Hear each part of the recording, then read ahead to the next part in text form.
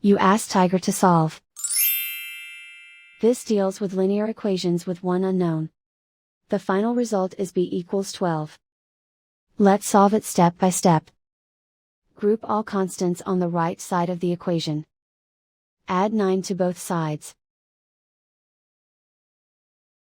Simplify the arithmetic.